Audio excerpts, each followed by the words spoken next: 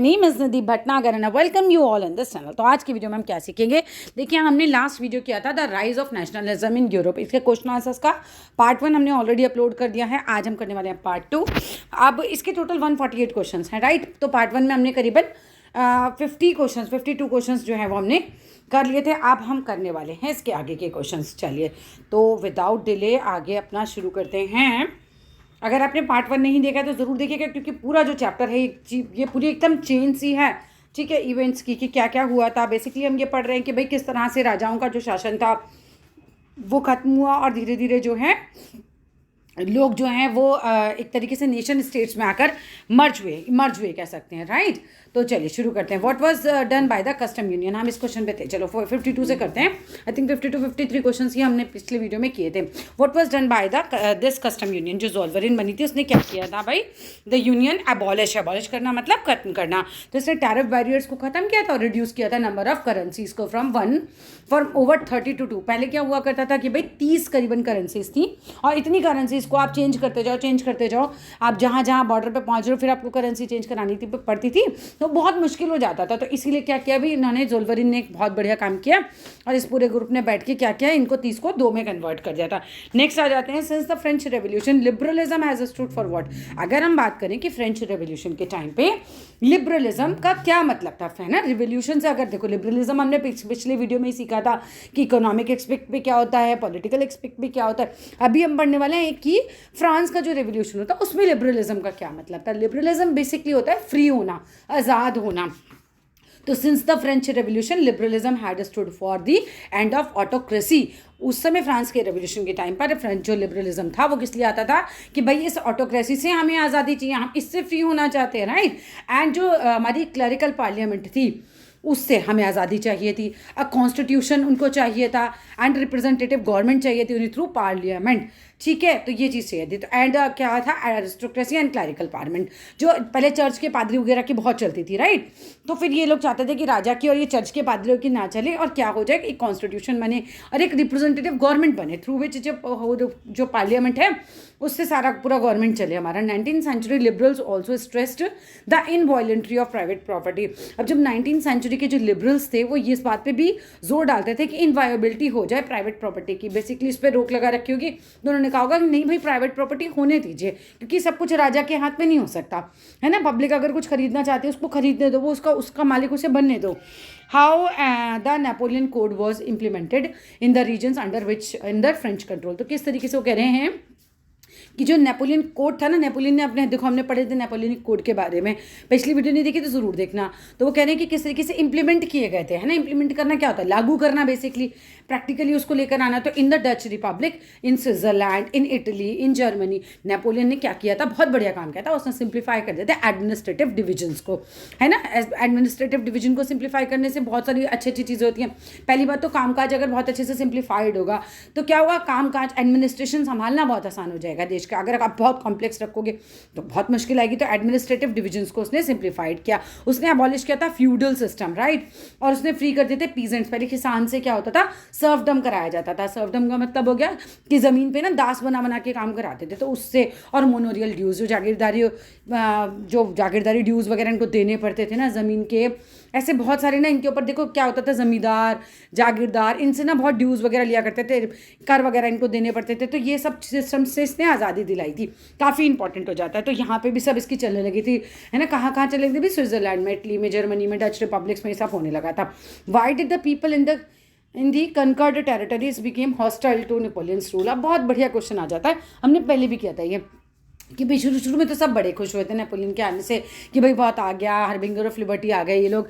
लेकिन धीरे धीरे क्या हुआ, ये लोग परेशान हो गए इनसे। द पीपल बिकेम हॉस्टाइल हो जाना मतलब एक तरीके से इनसे नाराज़ हो जाना, क्रोधित हो जाना, है ना। तो ड्यू टू इंक्रीज टैक्सेशन। अब आप आ तो गए, आपने बहुत सारी अच्छी अच्छी चीज़ें भी कर दी हमारे लिए, लेकिन क्या है, फ्यूडल सिस्टम आपने खत्म कर दिया, सर्वडम आपने खत्म कर दिया, एडमिनिस्ट्रेटिव जो है सिस्टम आपने बहुत अच्छे से सिंप्लीफाई कर लिया।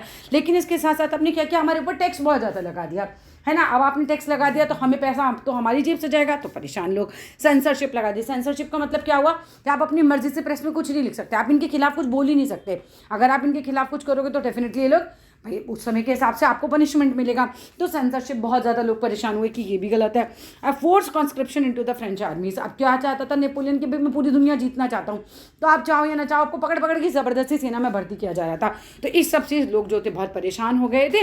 ऑल दिस सीम टू आउटवेट, लोगों को लगा यार ये तो आउटवेट हो गया, मतलब इतना तो फायदा नहीं हुआ जितना नुकसान हो गया हमारा, the advantages of the administrative changes. ये मान रहे थे लोग कि एडमिनिस्ट्रेटिव चेंजेस बहुत अच्छे हुए, लेकिन उसके बदले टैक्स देना, सेंसरशिप बर्दाश्त करना, ठीक है, और ज़बरदस्ती, मतलब आपको तो मार दिया जाएगा ना, एक तरीके से ज़बरदस्ती मारा ही जा रहा है, पकड़ पकड़ के आपको सेना में भर्ती कर रहे हैं। तो ये सब लोगों को परेशान हो गए थे। नेक्स्ट क्वेश्चन की तरफ आइए। In Austria Hungary in the mid 18th century there were different groups, languages etcetera. In such a situation what was the binding tie between them. देखो भाई, अब अगर बात करते हैं कि इन ऑस्ट्रिया हंगरी में in the mid 18th century, 18वीं शताब्दी के बिल्कुल मध्य की बात अगर हम कर रहे थे, तो ऑस्ट्रिया हंगरी में वो बता रही कि अलग अलग टाइप के ग्रुप के लोग रहा करते थे, उनकी लैंग्वेज भी अलग होती थी। तो वो क्या चीज़ थी जिसने इन सबको बांध के रखा हुआ था, राइट? वो क्या चीज़ थी? तो the only tie binding the diverse group together was a common allegiance to the emperor. मतलब उन लोगों के लिए था कि भैया हमारा राजा जो है वो एक है, ठीक है, बस यही एक चीज़ थी उनके बीच में कॉमन। तभी तो नेशनलिज्म की कोई फीलिंग ही नहीं थी उनके अंदर, बस उनके हिसाब से तो उनका राजा एक है, कॉमन एलिगेंस था राजा के प्रति उनका, ठीक है। नेक्स्ट आ जाइए। Who had created out of countless small principalities a confederation of 39 states. Germany क्या भाई, जर्मनी क्या था पहले ना, छोटे छोटे टुकड़ों में बटा हुआ था। तो किसने क्रिएट किया था? काउंटलेस स्मॉल है ना प्रिंसिपैलिटीज़ में ये बटा हुआ था, इसका कन्फेडरेशन बनाया था 39 स्टेट्स का, ठीक है। जो क्या किसने किया था भाई? नेपोलियन ने किया था। What do you mean by conservatism? यहाँ से बहुत ज़्यादा क्वेश्चन आता है, तो ज़रा ध्यान से समझना। कंजर्वेटिव कौन होते हैं? हम किसको बोलते हैं कंजर्वेटिव? अच्छा, आप अपना ना किसी फैमिली मेम्बर को देखना, कोई हो अगर वो ये लेडीज़ के लिए बोलता हो कि इनको पल्ला ही करके रहना चाहिए, है ना, या फिर इनको घर से बाहर नहीं जाना चाहिए, लड़कियों को तो पढ़ना ही नहीं चाहिए, लड़कियां तो होनी चाहिए, तो हम ऐसे लोगों को क्या कहते हैं? कंजर्वेटिव है। ये कंजर्वेटिव का मतलब क्या हुआ? पुराने ख्यालों के एक तरीके से, राइट? कंजर्वेटिज्म भी यही हुआ एक तरीके से। तो conservative is a political philosophy. अब राजनीतिक दर्शन के तौर पर अगर हम इसे देखते हैं तो that stresses the importance of traditional established institution. ये किस बात पे जोर देते हैं कि जो भी ट्रेडिशनली ना चले आ रहे हैं इंस्टीट्यूशंस पहले से, उनको चलने दो। वो कहते थे जो भी कस्टम्स चले आ रहे हैं उन्हें चलने दो, मतलब बदलाव नहीं चाहते ना। देखो हम कंजर्वेटिव की क्या बात कर रहे थे, यही तो कहते थे कि लड़कियों को ये नहीं करना चाहिए, वो नहीं करना चाहिए, ऐसे नहीं करना चाहिए, वैसे नहीं। क्यों? क्योंकि जो चला आ रहा है उनके हिसाब से वो सही होता है। तो कंजर्वेटिव आदमी उतनी ही सोच रखता है। यहाँ पे भी यही चाह रहे थे। अगर हम पॉलिटिकल फिलॉसफी के हिसाब से देखें तो ये भी यहाँ पे भी वो इसी चीज़ पे जोर डालते हैं, इंपॉर्टेंस ऑफ ट्रेडिशन, कि भाई कहते हैं भाई हमारे ट्रेडिशन तो बहुत इंपॉर्टेंट है, हम इसे नहीं बदलना चाहिए। इस्टेब्लिश्ड इंस्टीट्यूट, इस्टेब्लिश्ड कौन से इंस्टीट्यूट थे उस समय? चर्च वगैरह जो भी थे, है ना, और कस्टम्स जितने भी रिवाज वगैरह थे वो कहते थे यही चलने दो। प्रेफर करते थे ग्रेजुअल डेवलपमेंट को। ये कहते थे डेवलपमेंट करो लेकिन धीरे धीरे करो, टू क्विक चेंज, मतलब क्विक चेंज के मुकाबले डेवलपमेंट धीरे धीरे आना चाहिए। ऐसा नहीं हो कि भाई आज आप बोलो और एकदम समाज बिल्कुल बदल दो आप एकदम से, नहीं, डेवलपमेंट धीरे धीरे होना चाहिए, यही चाहते थे। Briefly describe the concept of liberalism which developed in the Europe in 18th century. अब आपको अच्छे से डिस्क्राइब करना है पूरे कॉन्सेप्ट को लिबरलिज्म के, जो डेवलप हुआ था यूरोप में 18वीं शताब्दी में, right. The term liberalism derives from the Latin root word liber, है ना। बेसिकली इसकी जड़ कहाँ है? ये शब्द आया कहाँ से? ये आया लैटिन से, ठीक है, लिबर वर्ड से, और लिबर का अर्थ होता है फ्री। तो अब आप ना देखेंगे कि भाई फ्री का सेंस हर एक के लिए अलग अलग होगा। तो पहला पॉइंट आ जाएगा कि for a new middle class liberalism stood for freedom for all the individuals. भाई देखो, मिडिल क्लास आदमी क्या चाहेगा कि भाई मैं इंडिविजुअली फ्री रहूँ, मुझ पर कोई और दूसरा आदमी शासन ना करे आके, फॉर ना, और इक्वालिटी हो सबकी। इक्वालिटी हो किसके आगे? भाई कानून के आगे। ऐसा नहीं हो कि चर्च का पादरी अगर खून करे तो उसको तो कुछ ना कहा जाए, मैं करूँ तो मुझे मार दिया जाए। तो वो कहते थे कि भाई क्या होना चाहिए? देखो मिडिल क्लास के लिए समझ में आ गया कि freedom for the individual and equality of before the law. Next वो देखो पॉलिटिकली, अब देखो अलग अलग पूछा जाता है, लिबरलिज्म पे बड़ा क्वेश्चन आ जाता है। तो पॉलिटिकली क्या है? It emphasise the concept of government by consent. तो पॉलिटिकली यानी राजनीतिक रूप से ये क्या चाहते थे? ये इस बात पे एम्फसाइज करते थे, जोर डालते थे कि जो गवर्नमेंट है ना वो कंसेंट से बननी चाहिए। ये नहीं कि राजा का बेटा राजा बनेगा। कंसेंट मतलब सहमति, ठीक है, लोगों की सहमति से बननी चाहिए। तीसरा पॉइंट आता है, नेक्स्ट पॉइंट आता है, it stood for the end of autocracy. अब लिबरलिज्म का एक और मतलब होता है कि भाई ऑटोक्रेसी का क्या करो भाई, हमें देखो राजाओं से आज़ादी ही तो लिबरलिज्म हो गया उस समय के लिए। एंड जो क्लरिकल जो प्रिविलेजेस मिलते हैं ना, ये क्लर्जिकल होना चाहिए, है ना। ये जो इनको प्रिविलेजेस मिलते हैं जो चर्च के पादरियों वगैरह को उनके लिए है, उनको ख़त्म करो, ऑटोक्रेसी को ख़त्म करो। चर्च के पादरियों को अलग से आप जो प्रिविलेजेस मतलब विशेष अधिकार आप उन्हें दे रहे हो वो ख़त्म करो। और एक कॉन्स्टिट्यूशन जो है वो लेकर आओ, रिप्रेजेंटेटिव गवर्नमेंट लाओ थ्रू पार्लियामेंट, है ना, पार्लियामेंट बनाओ जैसे आज हमारी है ना, उसकी डिमांड कैसे वहाँ पर तब पहले की गई थी। इन द इकोनॉमिक स्फेयर, अगर हम इकोनॉमिक स्फेयर में देखें, हर एक के पॉइंट अलग बना के आना, पॉलिटिकली क्या होता है, मिडिल क्लास के लिए क्या होता है ना, और इकोनॉमिकली स्फेयर क्या रहता है, लिबरलिज्म। तो इसमें क्या होता है, freedom of markets, like market के लिए फ्री करो। आप ऐसे नहीं कि आप ना टांग अड़ाते रहो हमारे ट्रेड में, व्यापार में। अगर आप इतनी टांग अड़ाओगे तो आदमी व्यापार कैसे कर पाएगा खुल के, ठीक है। तो कहते थे फ्रीडम होनी चाहिए मार्केट्स की, एंड एबोलिशन होना चाहिए स्टेट इम्पोज्ड रिस्ट्रिक्शंस का। जो स्टेट ने, है ना, जो इतनी रिस्ट्रिक्शंस लगा रखी हैं। लेट सपोज मैं एक व्यापारी हूँ और अगर मुझे मार्केट में जाके ये कह दिया जाए आप यहाँ दुकान नहीं लगाओगे, आप ये नहीं बेचोगे, आप वही बेचोगे जो मैं चाहूँ, आपको इतना टैक्स भी देना पड़ेगा, इतनी रिस्ट्रिक्शंस अगर आप मुझ पर लगाओगे तो फिर मैं अपना व्यापार तो ठीक से कर ही नहीं पाऊंगी। तो वो कहते थे स्टेट इम्पोज्ड रिस्ट्रिक्शंस को ख़त्म करो, मार्केट को थोड़ा फ्री करो, और क्या करो कि भाई जो movement of goods and Capitals हों, इसीलिए वो कहते थे कि वो आराम से फ्लो कर पाए, इसलिए रिस्ट्रिक्शंस नहीं लगाने। वरना देखो, मान लो कि अगर मैं ये कहूँ कि मुझे इस राज्य में नहीं जाने दोगे बेचने के लिए, उस राज्य से सामान नहीं लाने दोगे, इतनी रिस्ट्रिक्शंस लगाओगे तो मेरा व्यापार नहीं चल पाएगा सही से। Next question, why did French artist Frederic Sorrieu जो है prepare a series of print based on democratic and socialistic republic in 1848? भाई क्यों बनाई उसने, ऐसा क्या था उसके दिमाग में, ऐसा क्या आया कीड़ा उठा कि उसने कहा कि भाई आज मैं बैठ के पेंटिंग बनाता हूँ। वो ना सपना देख रहा था, वो सपना देख रहा था कि एक नेशन स्टेट होना चाहिए जहाँ पर लोग जो है वो जो है कहना है चाहिए भाई साथ साथ मिलकर रह रहे हैं, राजा नहीं है ना। तो वो क्या कर रहे थे, to depict his utopian vision, वो चित्रण करना चाहते थे, चित्र बनाना चाहते थे किस चीज़ का, जो उनका यूटोपियन विजन था। अब हमने पिछले वीडियो में बताया था कि यूटोपियन विजन क्या होता है, एक ऐसा सपना जो बस सपने में ही हो सकता है ना, एकदम इतनी अच्छे देश की आप कल्पना कर रहे हो इतना, तो इसीलिए यूटोपियन बोला गया है, जो कि इतना ज़्यादा बढ़िया हो, इतना आइडल हो कि सच्ची में एग्जिस्ट ही ना करता हो। Where the people of the world are grouped as distinct nation, क्योंकि देखो हम क्यों बोल रहे हैं यूटोपियन विजन है उसका, क्योंकि उस समय नेशन जैसा वाकई में कुछ था ही नहीं, ठीक है। सब जगह राजा था, राजा की जो थी वो पूरी की पूरी ज़मीनें हुआ करती थी, तो नेशन जैसा कुछ हुआ नहीं करता था। लेकिन जो फ्रेंच आर्टिस्ट हमारे ये थे, इन्होंने एक यूटोपियन विजन देखा था और उस पर उन्होंने पेंटिंग बनाई थी कि वर्ड जो है क्या हो गया है, डिस्टिंक्ट नेशन में, कि ये वाला एक नेशन है, फिर ये वाला एक और नेशन है, फिर ये वाला एक नेशन है।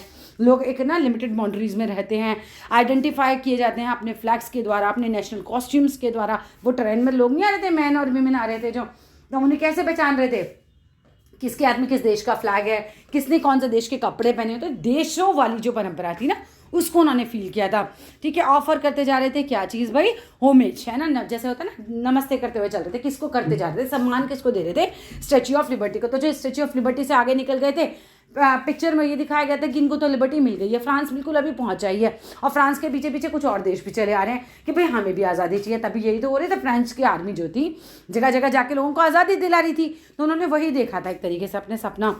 Y did industrialist begin in England, sorry when did industrialisation begin in England and other parts of Europe? कब इंडस्ट्रियलाइजेशन शुरू हुआ यूरोप में, और कब हुआ यूरोप के दूसरे भागों में, है ना, इंग्लैंड में सॉरी कब हुआ और यूरोप में कब पहुंचा? तो इंडस्ट्रियलाइजेशन का मतलब आप जानते हो भाई, बहुत बड़ी बड़ी फैक्ट्रीज वगैरह लगी थी। तो ये कब स्टार्ट हुआ? पहले तो हाथ से काम होता था, फिर इंग्लैंड में इंडस्ट्रियलाइजेशन शुरू हुआ second half of the 18th century में। और क्या होता है, बट इन फ्रांस अगर हम देखें, in parts of Germany states में देखें, तो it occurred only during the 19th century. लेकिन फ्रांस में और जर्मनी वगैरह में तो ये 19th सेंचुरी तक आके पहुंचा, यानी देखो 18.5 तक कहाँ पहुंच गया था, इंग्लैंड में, लेकिन उसके बाद फ्रांस और जर्मनी वगैरह में पहुंचा है 19वीं शताब्दी में। Which new social groups emerged after industrial revolution? अब देखो इंडस्ट्रीज बनी होगी तो क्या हुआ होगा, पहले तो लोग दूर दराज अपने गाँव में रहते होंगे, फिर क्या हुआ होगा, ये इंडस्ट्रीज में काम करने शहरों में आए तो एक दूसरे से मिले, फिर कुछ लोग बिजनेसमैन बने, कुछ लोग जो है पढ़ाई लिखाई करके फिर कंपनियों में लगने, तो नई मिडिल क्लास बन गई, ठीक है। तो क्या हुआ, वर्किंग क्लास पॉपुलेशन बन गई आगे, और मिडिल क्लास लोग आ गए। पहले तो मिडिल क्लास होते नहीं थे, या तो बिल्कुल गरीब होते थे या तो बहुत अमीर होते थे। तो अब क्या होता है, इंडस्ट्रियलाइजेशन के बाद एक मिडिल क्लास आ जाती है, मेड अप इंडस्ट्रियलिस्ट बने, है ना। तो इंडस्ट्रियलाइजेशन से इंडस्ट्रियलिस्ट भी बने, बिजनेसमैन बने, प्रोफेशनल्स बने। तो ये आप लिख सकते हो। देन नेक्स्ट आ जाइए, What was the strong demand of the emerging middle class in the Europe during 19th century? अब हमने देखो, हमने पढ़ लिया कि जब इंग्लैंड में इंडस्ट्रियलाइजेशन हुआ 18वीं, हाँ क्या है, कब हुआ था, 18वीं शताब्दी का जब आधा पार्ट निकल गया था तब, उसके बाद, ठीक है। उसके बाद जब हम 19th सेंचुरी पे पहुंचे तो तब आते आते यूरोप में इंडस्ट्रियलाइजेशन हो गया। अब जो यूरोप में इंडस्ट्रियलाइजेशन हुआ और जो हमारी नई मिडिल क्लास जो बनी है, तो ये क्या चाहती है, ये क्या चाहती है, इसके क्या डिमांड थी, the strong demand of emerging middle class. Emerging क्या मतलब बन रही है, क्योंकि पहले तो गरीब या फिर अमीर ही हुआ करते थे। तो जो इमर्जिंग मिडिल क्लास है ना यूरोप की, वो चाहती थी फ्रीडम ऑफ मार्केट्स। हम बार बार यही बात तो पढ़ रहे हैं कि लोग क्या चाह रहे हैं भाई, कि मार्केट को फ्री कीजिए, थोड़ा सा abolition of state impose restrictions को क्या कीजिए, मतलब स्टेट इम्पोज रिस्ट्रिक्शंस को एबॉलिश कीजिए, खत्म कीजिए। एंड किस चीज़ पर रिस्ट्रिक्शंस आपने जो लगा रखी हैं, movement of goods and capital पे, है ना, गुड्स एंड कैपिटल पे जो रिस्ट्रिक्शंस लगा रखे हैं उसको खत्म कीजिए, ये स्ट्रॉन्ग डिमांड थी। What was ज़ोल्वरिन, very important question for 2 marker, right. ये 2 मार्कर से ज़्यादा में नहीं आएगा, ज़ोल्वरिन तो छोटा सा क्वेश्चन है। तो इन 1834 या फिर टिक मार्क में आ जाएगा। इन 1834 एक कस्टम यूनियन बनती है। कस्टम यूनियन ऐसे समझ लो, कुछ एक लोगों का ग्रुप बना लिया, ठीक है। और ज़ोल्वरिन was formed at the initiative of Persia, देखो प्रशिया, और was joint by the most of the German state, क्योंकि लोग बहुत परेशान हो गए थे ना, इतने सारे स्टेट, हर जगह जाओ, हर जगह जा जाके अलग अलग करेंसी चेंज कराते रहो, बड़े परेशान थे। तो इन्होंने कहा फिर भाई देखो, बिजनेस करना है ना तो फिर कायदे से करना पड़ेगा, कुछ तो करना पड़ेगा। तो कुछ लोग बैठे, ज़ोल्वरिन फॉर्म हुई, कब हुई, 1834 में हुई। और फिर इन्होंने क्या, जो प्रशिया था उसने तो इनिशिएटिव लिया। जैसे होता है ना क्लास में मॉनिटर जो होता है इनिशिएटिव लेता है, चलो हम ये काम करेंगे, तो फिर बाकी के बच्चे कहते हैं चलो हम भी तुम्हारे साथ हैं, ठीक है। तो इसी तरीके से जो प्रशिया था उसने इनिशिएटिव लिया और बाकी जो जर्मन स्टेट्स थे उन्होंने इनको ज्वाइन कर दिया। Next question, why was ज़ोल्वरिन forms, ये क्वेश्चन कटा हुआ है, छोड़ देते हैं इसको। नेक्स्ट आते हैं, how were the French armies initially welcomed as they march into the numerous territories. अभी शुरुआत में क्या हुआ, जब ये इधर उधर उन्होंने कहा कि भाई हम तो आज़ाद हो गए, अब हम तुम लोगों को सबको आज़ाद कराएंगे यूरोप में। तो शुरुआत में क्या होता है, नेपोलियन को क्या किया गया था, क्या कहा गया था नेपोलियन ने उसकी आर्मी को, ठीक है, जब इन्होंने एक्सपेंशन किया था, हार्बिंगर्स ऑफ लिबर्टी। अच्छा, व्हेन वाज, मतलब हार्बिंगर ऑफ लिबर्टी मतलब फरिश्ते आ गए, ये ना अब हमारा भी कल्याण करेंगे, इनका तो हो ही गया, ठीक है। तो व्हेन वाज नेपोलियन डिफीट, अब क्या हुआ था, आपको पता ही होगा कि ग्रुप है बना था अलग अलग देशों का, और उन लोगों को क्या लगने लगा था कि नेपोलियन क्या कर रहा है, ये सबको अपने कब्जे में ले रहा है एक तरीके से। तो ना लोगों ने मिलकर इसको हराया था, कब, 1815 में। अभी किसने हराया था, अभी आगे देखेंगे। What happened after the defeat of Napoleon, अभी नेपोलियन तो हार गया, फिर क्या होता है, तो European governments were driven by a spirit of conservatism. देखो नेपोलियन हारा तो फिर क्या हुआ, कंजर्वेटिव्स आए। नेपोलियन हारा तो फिर कौन आए, कंजर्वेटिव्स आए। अभी कंजर्वेटिव जाएंगे तो रेवोल्यूशनरी, क्रांतिकारी आएंगे, ठीक है, वो हम आगे बढ़ेंगे। तो what did conservatives believe, conservatives मैंने आपको बताया था कि भाई पुराने इंस्टीट्यूशंस को चलने दो, है ना, चर्च वगैरह को चलने दो, और एकदम क्विक चेंज मतलब ये सब चीज़ें हो रही थी। तो conservatives believed that established traditional institutions of state and society like monarchy हो गया, चर्च हो गया, सोशल हायरार्कीज मतलब समाज में ऊंच नीचे रहने दो, है ना, और जो प्रॉपर्टी है एंड फैमिली है शुड बी प्रिजर्व। तो कहते थे प्रॉपर्टी को और जो फैमिली का स्ट्रक्चर से प्रिजर्व रहने दो। देखो आज अब तक क्या समझते हो, आज लोग क्या करने लगे, लिविंग में रहने लगे हैं, राइट, बिना शादी करे लिविंग में रहने लगे हैं। तो इस तरह का देखो, हम तो आज अपने देश की बात कर रहे हैं, विदेशों में तो पता नहीं कब से चला आ रहा है। तो लोग कहते थे नहीं, फैमिली के स्ट्रक्चर को बने रहने दो, है ना, फैमिली के स्ट्रक्चर को बने रहने दो, और मोनार्की है ना, राजा वाला सिस्टम बने रहने दो। वो कहते थे चर्च वाला सिस्टम बने रहने दो, समाज में ऊंच नीच है तो उसे रहने दो, ठीक है ना, कि कुछ लोग ऊंचे अपने आप को समझ रहे हैं, कुछ नीचे हैं, तो उनको ऐसे ही रहने दो। इन सबको चीज़ें को ना चेंज मत करो, बिल्कुल ट्रेडिशनल इंस्टीट्यूशन को वैसे ही रहने दो। Next question, when was the new conservatism start, ये नया कंजर्वेटिज्म कब स्टार्ट हुआ था भाई, जब नेपोलियन हारा था। तो हमने बताया कि उसके बाद कंजर्वेटिव्स आए, तो 1815 में नेपोलियन हारा था, ठीक है, तो तभी आया था new conservatism. What did most conservatives wants after 1815, भाई ज़्यादातर कंजर्वेटिव्स चाहते क्या थे, मोस्ट कंजर्वेटिव्स, राइट, सारे की बात नहीं हो रही पर मोस्ट। तो most conservatives however did not propose a return to the society of pre revolutionary days. देखो हुआ क्या था, ये ना कुछ लोग थे जिसमें बहुत अकल, इस मामले में तो अकल थी। उन्होंने कहा कि नहीं देखो, नेपोलियन ने क्या है, हमने उसे हरा तो दिया, लेकिन हम नहीं चाहते कि जितने भी चेंजेस वो लेकर आया था सारे के सारे वापस से एग्जैक्टली वैसे ही कर दो जो रेवोल्यूशनरी टाइम पर थे। नहीं, अगर हम वैसा करेंगे, बेसिकली नहीं समझ में आ रहा है, लोग फिर से रेवोल्यूशन ले आएंगे। और कुछ लोगों को ये एहसास था कि कुछ चीज़ें तो सही भी हुई हैं, तो वो एक्सेप्ट भी कर रहे थे, जो चीज़ें सही हुई हैं उनको रहने देते हैं वैसे के वैसे। तो rather they realised from the changes initiated by Napoleon, तो ये रियलाइज उन्होंने किया कि जो चेंजेस ना नेपोलियन लेकर आया था, that modernisation could in fact strengthen traditional institutions. उन्होंने कहा कि जो ट्रेडिशनल इंस्टीट्यूशन लाइक मोनार्की है ना, इस तरह के मॉडर्नाइजेशन से तो वो क्या हो रही है, और ज़्यादा स्ट्रॉन्ग हो रही है। It could make start power more effective, state power more effective. और जो ये चेंजेस लेकर आए इससे तो क्या हो रहा है, स्टेट की पावर और ज़्यादा बढ़ रही है, स्ट्रॉन्ग हो रही है। तो इन सारी चीज़ों को वापस तो वैसे मत करो। A modern army and effective bureaucracy, एक मॉडर्न आर्मी जिनके पास मॉडर्न इक्विपमेंट्स हों, है ना, औजार हों, वेपन्स हों, और एक एफिशिएंट ब्यूरोक्रेसी। ब्यूरोक्रेसी क्या होती है, जैसे आप जानते हो ना, जैसे आपके IAS PCS वगैरह ऑफिसर्स बनाए जाते हैं, ऐसे उनकी भी ब्यूरोक्रेसी होती थी। और डायनेमिक इकोनॉमी, एक बहुत बढ़िया डायनेमिक इकोनॉमी, है ना, अच्छी आर्थिक व्यवस्था, एबोलिशन ऑफ फ्यूडलिज्म, ये सब चीज़ें उन्हें पसंद आ गई थी नए कंजर्वेटिव्स को। और सर्वडम, जब फ्यूडलिज्म का और सर्वडम का एंड हुआ था तो उन्होंने कहा कि ये सब रहने दीजिए, क्योंकि इससे तो स्ट्रेंथ बढ़ेगी ऑटोक्रेटिक मोनार्कीज की, ठीक है। Who defeat Napoleon and when, बहुत इंपॉर्टेंट क्वेश्चन आ जाता है कि नेपोलियन, हमने पढ़ लिया कि भाई नेपोलियन हारा, फिर उसके बाद कंजर्वेटिज्म आया। नेपोलियन को किसने हराया? 1815 में हारा है। तो हराया किसने? तो इन 1815 representative of European powers, European powers के रिप्रेजेंटेटिव कौन कौन थे? ब्रिटेन, रशिया, प्रशिया और ऑस्ट्रिया। बर्फ ऐसे याद कर लो, ठीक है। तो क्या हो गया? ब्रिटेन ने, रशिया ने, प्रशिया ने और ऑस्ट्रिया ने, इन सब ने कलेक्टिवली लेके और नेपोलियन पे हमला किया, हमला करके इसको हरा दिया, बेचारा हार गया, ठीक है। Where did these European powers meet after the defeat Napoleon? अब इन्होंने कहा कि चलो भैया हमने मिल मिला के, झगड़ा कर करा के, युद्ध कर करा के नेपोलियन को हरा दिया। अब नया सिस्टम भी तो लाना है ना, बैठ के बातचीत तो करनी पड़ेगी कि करें क्या आगे। आगे ऐसा कोई नेपोलियन बन के ना आ जाए। तो इन लोगों ने वियना में मिले ये लोग। बहुत बढ़िया क्वेश्चन आ रहा है। पीछे अभी आपने ज़ोल्वरिन पढ़ा है, बच्चे ज़ोल्वरिन और वियना दोनों से कंफ्यूज हो जाते हैं। ज़ोल्वरिन एक कस्टम यूनियन थी जो बिजनेस को आसान, ट्रेड को आसान बनाने के लिए की गई थी। वियना एक संधि थी जिसमें जो ये हैं नेपोलियन है, इसको हराने के बाद आके मिले थे देश, ठीक है। तो दे मैट एट वियना, एक जगह है, to draw up a settlement for Europe. इन्होंने कहा चलो भाई यूरोप में सेटलमेंट किया जाए, यूरोप को आगे कैसे करना है, कैसे चलाना है, उसके लिए लोग बैठे थे। तो who hosted the Congress of Vienna? अब कांग्रेस ऑफ वियना को होस्ट किसने किया था? कौन बैठा था? बहुत बढ़िया नाम है, ड्यूक मेटरनिच। इनको याद कर लो, ये कतई खतरनाक नाम है और ये आ सकता है एग्जाम में, ठीक है। तो Congress was hosted by the Austrian chancellor duke Metternich, Austrian chancellor duke Metternich. When was the treaty of Vienna signed? अब जो वियना की संधि थी, कब साइन करी थी?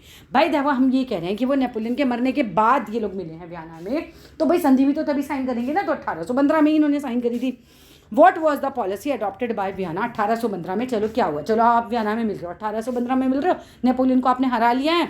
अब वहाँ पर बैठ के क्या हो रहा है? अबाउट द मोनार्कीज, उनके बारे में क्या किया कि भाई जो राजा वाजा को इसने हटाया वटाया, जिनसे इन्होंने गद्दी वद्दी छीन ली, है ना। नेपोलियन ने यही तो किया था, जाके राज कर लिया था दूसरे लोगों की ज़मीनों पर। तो क्या हुआ? That had been overthrown by Napoleon. Napoleon गया, युद्ध किया, उसने ज़मीनें जीत ली, राजाओं को उनसे हटा दिया। तो अब जब ये नेपोलियन को हरा दिया तो क्या होता है?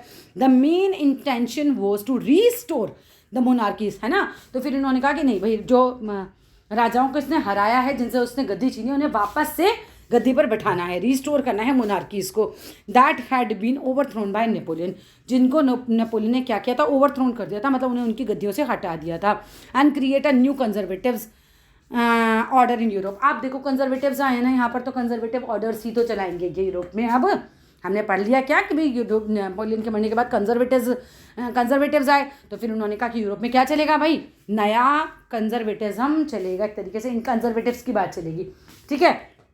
अब इन्होंने याद कर लेना कि भाई इन्होंने क्या कहा था कंजर्वेटिव्स ने, कि भाई सारी चीज़ें वापस से वही करने की ज़रूरत नहीं है, अच्छी अच्छी चीज़ें इन्होंने अडॉप्ट भी की थी। जैसे फ्यूडल सिस्टम खत्म होता तो उन्होंने कहा बहुत बढ़िया हुआ है, सर्वडम खत्म हुआ तो उन्होंने कहा नहीं अच्छा किया है ना। चलो आ गया, why was the treaty of Vienna sign? क्यों साइन करने की ज़रूरत पड़ी थी? क्योंकि नेपोलियन को हराया तो भाई यूरोप में, है ना। अब जो आपने राजा वाजा हटा रखे हैं, सबको वापस बैठाना भी तो है, संभाल भी तो करनी है ना।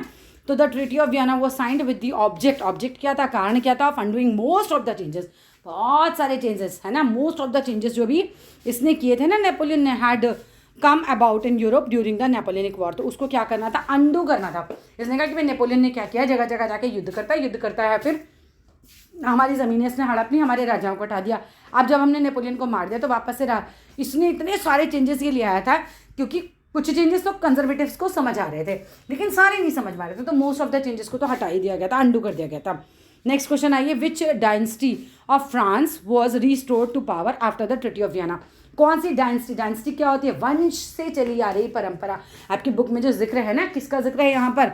बर्बन डायनेस्टी का, ठीक है, याद कर लो, the Bourbon dynasty which had been deposed during the French revolution.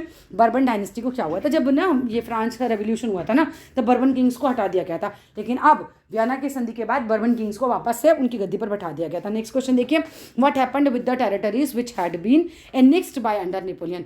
अब देखो राज्य जो नेपोलियन था, जब ये युद्ध करने गया होगा तो उसने जहाँ जहाँ कब्जा किया होगा ना, एनेक्स्ड किया होगा, उन जगहों का क्या किया गया, फ्रांस ने लॉस्ट कर दी थी द टेरिटरीज, वो सारी ज़मीनें which had been annexed under Napoleon, जो भी नेपोलियन के कब्जे में आई थी, वो जो है, ठीक है, वो जो है क्या हुआ था, वो ज़मीनें वापस दे दी गई थी ना, फ्रांस से ले ली गई थी एक तरीके से, क्योंकि फ्रांस का कब्जा हो गया था उन ज़मीनों पर, लेकिन वो वापस दे दी गई थी एक तरीके से। नेक्स्ट आ जाता है भाई, what was done to prevent French expansion in future. आप भाई देखो, अब आपने ना एक तो नेपोलियन को हरा लिया, चलो वियना की संधि भी कर ली, फिर आपने कहा कि जो राजा वाजा हटाए थे, जो भी चीज़ें इसने जगहें जीती थी वो भी सब वापस, लेकिन आगे भविष्य में भी तो ऐसा हो सकता है ना, इन्हें ये डर था, तो फिर उन्होंने क्या किया कि भाई क्या करा जाए, अब अ series of states were set up on the boundaries of France, बहुत सारे स्टेट्स बना दिया अलग अलग, है ना, फ्रांस की बाउंड्री पर, कि कहीं साइड निकल ही ना पाए, अपनी अपनी आर्मियाँ बिछा दो, अलग अलग स्टेट बिछाओगे तो अपनी अपनी आर्मियाँ बिठाओगे, सुरक्षा बिठाओगे, ठीक है, तो इन्होंने बहुत सारे सीरीज ऑफ स्टेट सेटअप कर दिए थे प्रिवेंट करने के लिए, बचाने के लिए, कि फ्रांस जो है अपना एक्सपेंशन आगे फ्यूचर में ना कर पाए, जैसा कि नेपोलियन के टाइम पर उसने कर दिया था। दूसरा आता है the kingdom of the Netherlands which included Belgium वो सेटअप इन द नॉर्थ। अच्छा, अब ये आपको बताएंगे कि भाई किस साइड क्या बनाया गया था, ये ठीक है, ये बहुत MCQ के लिए इंपॉर्टेंट क्वेश्चन है, ठीक है, इसमें बहुत कंफ्यूज कर देंगे लोग आपको, तो आप ना थोड़ा सा चार्ट सा बना के याद कर लेना इसमें, कि the kingdom of the Netherlands जो है विच इंक्लूडिंग बेल्जियम, वो कहाँ सेटअप हुआ था भाई, नॉर्थ की साइड में, जिनोआ जो है वो एडेड टू द पिडमॉन्ट में जिनोआ का मिला दिया था साउथ की साइड में। Prussia was given important new territories, Prussia को जो है वो नए नए टेरिटरीज दिए गए थे, कहाँ किस साइड पे भाई, वेस्टर्न फ्रंटियर्स पे। और Austria was given the control of northern Italy, Austria को कंट्रोल दे दिया था नॉर्थ इटली का। आपको याद होगा किसने हराया था, इन्होंने तो हराया था ना, प्रशिया ने और ऑस्ट्रिया ने, यही सब तो हराए थे। अब ये ज़मीनें बांट ले रहे हैं वापस से, भाई तू ये वाला हिस्सा ले ले, तू ये वाला ले ले, तू ये वाला ले ले, तू ये वाला ले ले, राइट। नेक्स्ट क्वेश्चन पे आइए, in the territory of Vienna the German confederation of 39 states that had been set up by Napoleon was left untouched, क्योंकि जर्मनी इतने सारे टुकड़ों में बटा हुआ था, छोटी छोटी ज़मीनों के टुकड़े थे, इसलिए 39 स्टेट्स में बना दिया था। इसने कहा कि भाई, इन्होंने कहा है ना कि हमें हर चीज़ अंडू नहीं करनी है, तो 39 स्टेट्स वाला एज इट इज़ रहने दिया गया था। नेक्स्ट क्वेश्चन देखो, in the east Russia was given the part of Poland, east की साइड किसका पार्ट मिला था, पोलैंड। अब आप ये याद कर लेना भाई, साउथ ईस्ट वेस्ट नॉर्थ कहाँ कहाँ किसने किसने बांट लिया था। Prussia was given the portion of, Prussia को क्या मिला था, सेक्सोनी मिला था, प्रशिया को कौन सा पोर्शन मिल गया था, सेक्सोनी का पोर्शन मिल गया था। What was the main intention of the treaty of Vienna, Vienna की संधि क्यों हुई थी, किसका मेन एम क्या था, हमने पहले भी किया, वैसे काफ़ी इंपॉर्टेंट क्वेश्चन है। The main intention was to restore the monarchies, है ना, राजाओं को वापस उनकी गद्दी पर बैठाना था, that had been overthrown by Napoleon, जिनको नेपोलियन ने गद्दी से हटा दिया था। एंड क्रिएट करना था new conservative order in Europe, भाई कंजर्वेटिव जो हैं वो कंजर्वेटिव ऑर्डर ही जाएंगे यूरोप में डालना, तो ये किया गया था। फिर उसके बाद देखो, कंजर्वेटिव रिजीम सेटअप इन 1815 वर कैसे थे, ऑटोक्रेटिक थे। जो कंजर्वेटिव रिजीम्स आए ना, तो पूछा जाए भाई आपसे कि कैसे लोग थे, ऑटोक्रेटिक थे भाई, निरकुंश थे, इन पे किसी का अंकुश था ही नहीं, है ना। इन्होंने वापस से ऐसा कर लिया था, अपने आप को ऑटोक्रेटिक कर रखा था, बिल्कुल निरकुंश थे ये। Right a short note about the conservative regimes which were set up in 1815। अब आप ना थोड़ा कंजर्वेटिव्स के बारे में अगर लिखने के लिए आ जाए तो क्या क्या पॉइंट्स पर लिख सकते हो। देखो, अभी तो हमने पढ़ लिया कि ये कैसे थे भाई, ऑटोक्रेटिक थे 1815 वाले, यानी कि निरकुंश थे, इन पे किसी का अंकुश नहीं था। दूसरी बात, they did not tolerate criticism, जब आदमी ना एकदम निरकुंश होता है तो उसको क्रिटिसिज्म बिल्कुल बर्दाश्त नहीं होता, कहता है मेरी आलोचना मत करना बिल्कुल भी, हमारी गवर्नमेंट में कमियां मत निकालना बिल्कुल भी। और डिसेंट, असहमति, माने इन्होंने कोई ऑर्डर पास किया, ठीक है, इन्होंने ऑर्डर पास किया तो आप उससे असहमत हो, ये इन्हें बर्दाश्त नहीं था, ठीक है। आप इनको क्रिटिसिज्म इनका नहीं कर सकते, आप इनसे डिसेंट नहीं कर सकते, मतलब इनसे असहमत नहीं हो सकते। And sought to curb activities that questions the legitimacy of autocratic government, और ये ऐसे कर्ब कर देना चाहते थे, सॉट टू कर्ब मतलब दबा देना चाहते थे ऐसी किसी भी एक्टिविटी को जो इनकी लेजिटिमेसी पर, न इनकी वैधता पर कोई भी आवाज़ उठाए। देखो कैसे, ऐसे समझ लो विलन है ये तो एक तरीके से, कि भाई ये कह रहे हैं, विलन ऐसा कह रहा है, पावर में है विलन अभी, ठीक है, और ये कह रहा है कि आप किसी भी स्थिति में मेरी पावर पर आवाज़ उठाओगे ना तो नहीं माना जाएगा, राइट, ठीक है। तो क्रिटिसिज्म इन्हें बर्दाश्त नहीं है, डिसेंट यानी कि असहमति इन्हें बर्दाश्त नहीं है, और कोई भी इनके खिलाफ आवाज़ उठाए तो उसको क्या कर देते हैं भाई, उसको क्या कर देते होंगे भाई, मार वार देते होंगे, उसको दबा देते होंगे, उसकी पावर को दबा देते होंगे, बिल्कुल उसकी बात को दबा देते होंगे।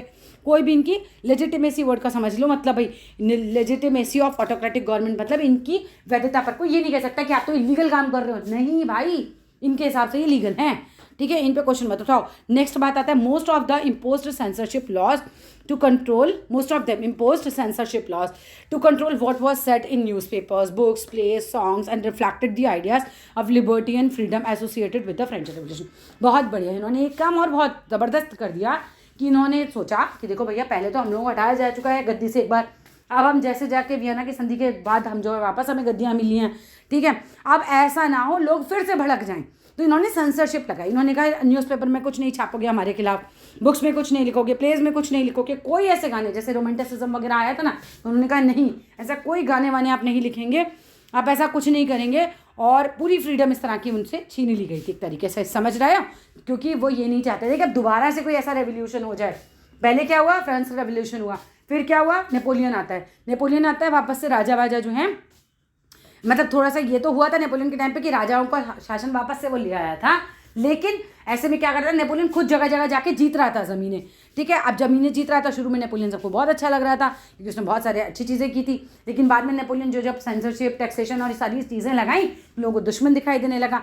धीरे धीरे जो लोग राजा वाजा हार रहे थे, इन्होंने कहा भैया मिलजुल कर इसको गद्दी से हटाओ किसी तरीके से, इसको हटा दिया गया। 1815 में हटाया। जब इसको हटाया तो उन्होंने कहा कि भाई अब बैठ के चेक करते हैं भाई यूरोप को कैसे चलाना है, आगे कौन कौन सा हिस्सा बैठ रहा है। इन्होंने बैठ लिया इन्होंने यूरोप का हिस्सा। फिर उन्होंने कहा फ्रांस आगे ना बढ़ जाए तो उसके किनारे किनारे बाउंड्री स्टेट्स बना दिए। फिर उसके बाद क्या होता है, आप कंजर्वेटिव्स आ जाते हैं। कंजर्वेटिव्स आते हैं तो ये डरे हुए हैं अभी भी, ठीक है, ये डरे हुए हैं कि भैया फिर से ऐसा कुछ ना हो जाए। तो इन्होंने कहा कि भाई अब लोगों को कुछ भी ऐसी आज़ादी ही मत दो, है ना, कोई हमारे खिलाफ ना बोले, कोई डिसेंट ना करे, तो चलो आगे आ जाते हैं।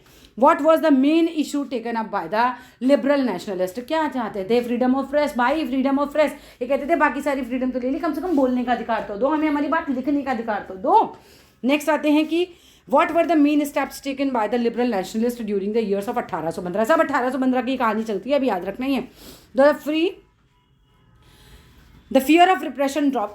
बहुत बढ़िया क्वेश्चन आता है, अब यहाँ से बहुत बढ़िया कहानी शुरू होगी, क्योंकि अब इनके खिलाफ, ठीक है, ये जो 3 विलन है ना, इनके खिलाफ आ रहा है अब हमारा हीरो।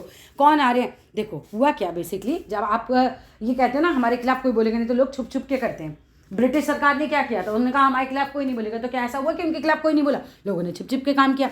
तो क्या हुआ, द फियर ऑफ रिप्रेशन, कि दमन का भय लगा किसको, ड्रोव मैनी लिबरल नेशनलिस्ट, और ये हो गए अंडरग्राउंड। इन्होंने कहा ठीक है, खुले में नहीं करने दोगे, आप नहीं प्रेस को आज़ादी दे रहे हो, मत दो, खुले में नहीं कर लोगे तो हम अंडरग्राउंड हो जाते हैं। क्योंकि क्यों, इन्हें डर लगता था कि उस समय तो यही होता है ना, गर्दन काट दो, जेल में डाल दो, भाई कोई कानून तो था नहीं, ये कैसे थे, ऑटोक्रेटिक थे, निरकुंज थे, इन पर कोई अंकुश तो था नहीं, ठीक है। तो ये हुआ, अंडरग्राउंड बनी society, secret societies sprang up in many European state. बहुत सारी सीक्रेट सोसाइटीज़ आ गई यूरोप में टू ट्रेन रेवोल्यूशनरीज क्रांतिकारी, राइट, उन्हें ट्रेनिंग देने लगे। क्रांति किसके विरोध कर रहे हैं, ये कंजर्वेटिव्स के खिलाफ कर रहे हैं अब, ठीक है। तो ये अपने आइडियाज़ को स्प्रेड करने लग गए। अब ये काम चल रहा है अंडरग्राउंड, क्यों, क्योंकि उन्होंने सेंसरशिप लगा रखी है।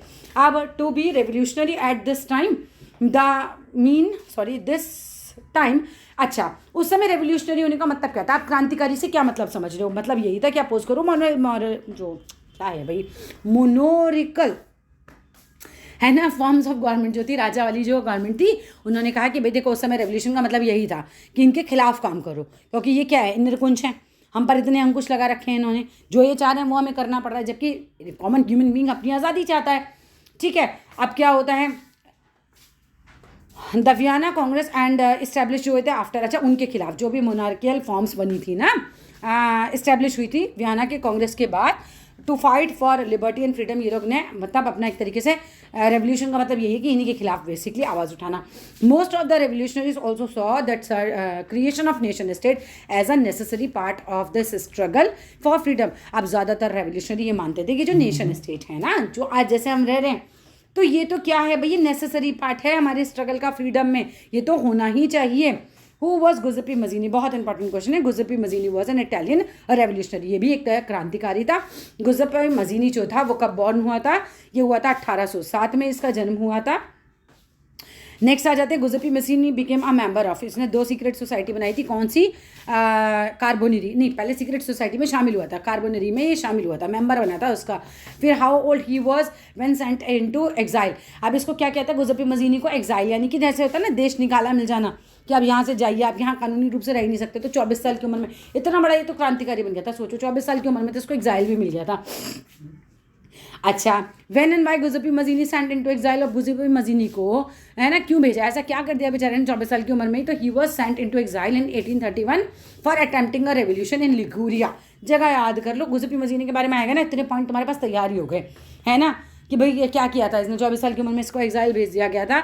और क्यों भेजा था? क्योंकि इसने रेवोल्यूशन कर दिया था, क्रांति चल रही थी भाई साहब, यहाँ पर भी सुभाष चंद्र बोस बने हुए थे उस जमाने के, ठीक है। तो लिगुरिया में इसने की थी ये क्रांति। चलिए नेक्स्ट आ जाइए, गुजुपी मजीनी जो थे फाउंडेड 2 मोर अंडरग्राउंड सोसाइटीज़। एक तो इन्होंने ज्वाइन करी थी, वो कौन सी थी? कार्बोनरी, और 2 इन्होंने खुद बनाई, ठीक है। एक उन्होंने ज्वाइन करी थी कार्बोनरी और 2 उन्होंने खुद बनाई थी। यंग इटली इन मर्सिलेस बनाई थी और then Young Europe in Berne बनाई थी। क्यों बना रहे थे ये सीक्रेट सोसाइटीज़? ये जो कंजर्वेटिव रजीम्स थे ना, इनसे लड़ने के लिए कोई तो ऑर्गेनाइजेशन होनी चाहिए ना, इसीलिए। नेक्स्ट आइए 100 करेंगे इसमें, तो 94 पे हम आ गए हैं, ठीक है। फिर 100 से 1 जो बचेंगे 148 है टोटल, तो 48 क्वेश्चन नेक्स्ट लास्ट वीडियो मिलेंगे, 3 पार्ट में वीडियो खत्म हो जाएगी। Who were the members of these societies? अब इन सोसाइटीज़ के मेंबर कौन थे? The members of these societies were like minded young people. Like minded कौन होता है? जिनकी सोच एक जैसी होती है ना। तो पोलैंड के, फ्रांस के, इटली के, जर्मनी के सब जो त्रस्त थे ना राजाओं से, ठीक है, लाइक माइंडेड पीपल थे ना, उन लोगों ने जो है इसके मेंबर बन गए थे, जो ये गुजुपी मजीनी ने बनाया था। What did Giuseppe Mazzini believe? Giuseppe Mazzini का क्या विश्वास था? गुजुपी मजीनी जो थे बिलीव करते थे that God had intended a nation to be the natural units of mankind. Basically राजाओं के अंडर में नहीं रहना है, क्योंकि नेशन स्टेट तो क्या है?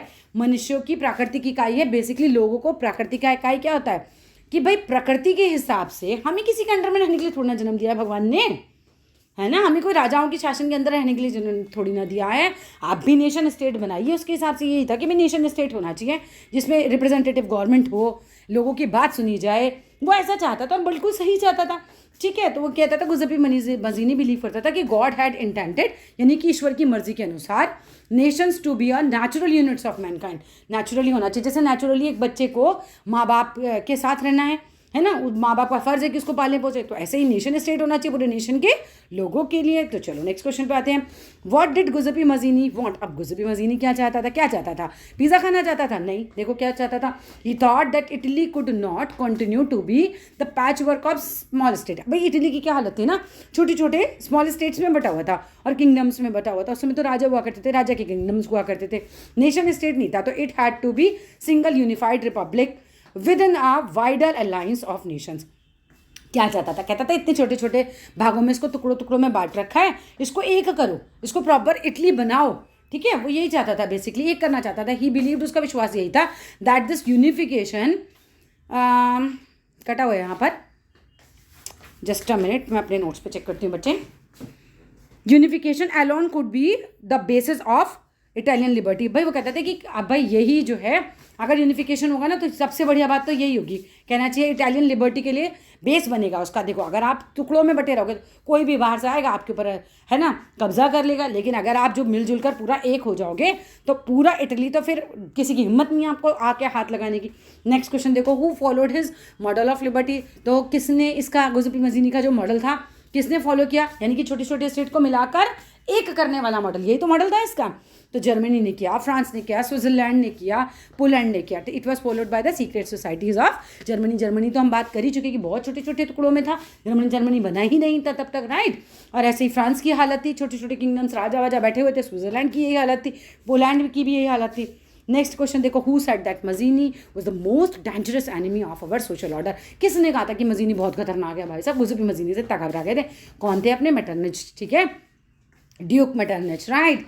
और व्हाट थ्रेटन्ड द कंजर्वेटिव्स? अब कंजर्वेटिव्स बड़े परेशान, भाई साहब फिर आ गई एक बला, जैसे तैसे नेपोलियन को हराया उससे निकले हम, अब ये आ गए, ठीक है। तो कंजर्वेटिव्स किस बात से डरे हुए थे? तो मजीनीस जो थे, relentless opposition to monarchy and his vision to democratic republics threatened the conservatives. जो मजीनी था ना, गुजुपी मजीनी, वो बहुत ही दयाहीन होकर इन राजाओं के विरुद्ध लड़ रहा था। देखो अपने क्रांतिकारी भी तो ऐसे थे, कोई अंग्रेजों पर दया थोड़ी खाते थे, याद करो, अपने क्रांतिकारी भी तो ऐसे ही थे, उनके हिसाब से अंग्रेज गलत थे तो उन पर कोई दया खाते थे। ठीक है, तो जब ये हुआ कि भाई इन्होंने देखा कंजर्वेटिव्स ने कि मजीनी जो है बिल्कुल रेंटलेस अपोजिशन कर रहा है, बिल्कुल दयाहीन होकर अपोजिशन कर रहा है मोनार्की का, और उसका विजन यही है कि वो डेमोक्रेटिक रिपब्लिक बनाए। और डेमोक्रेटिक रिपब्लिक का मतलब क्या होता है कि भाई हमारा संविधान हो, हम इलेक्ट करें लोगों को, अपने लीडर्स को खुद। तो ये लोग बहुत घबरा गए कि भैया कहीं ऐसा नहीं हो, फिर से वापस वैसे ही हो जाए। And the last question of this video is what was the age of revolutions. अब ये रेवोल्यूशंस जो हैं वो कब से कब तक चलते रहे, 1830 से 1848 तक कंटिन्यूटी में ये इस तरह के रेवोल्यूशन चलते रहे। अब 101 से लेकर 148 तक क्वेश्चन देंगे अपनी लास्ट वीडियो में।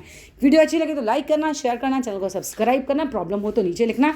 और सच बताऊँ, ये जो चैप्टर है ना, चैप्टर तो बहुत लंबा है पर बड़ा मज़ेदार है। ठीक है हाँ, मुझे पता है बहुत सारे बच्चे कह रहे होंगे नहीं मैम ऐसा बिल्कुल नहीं है, लेकिन ऐसा है क्योंकि अगर आपने ना एक कहानी की तरह समझ लिया ना तो चैप्टर बहुत मज़ेदार है। एक वीडियो लेकर आऊँगी जिसमें कोशिश करूँगी 15-20 मिनट में ना पूरा चैप्टर एक छोटी सी कहानी की तरह आपको समझा दूँ। ठीक है, बट वो क्लास में लेकर आऊँगी। चलो जी, that's all in this video. Thank you, bye bye.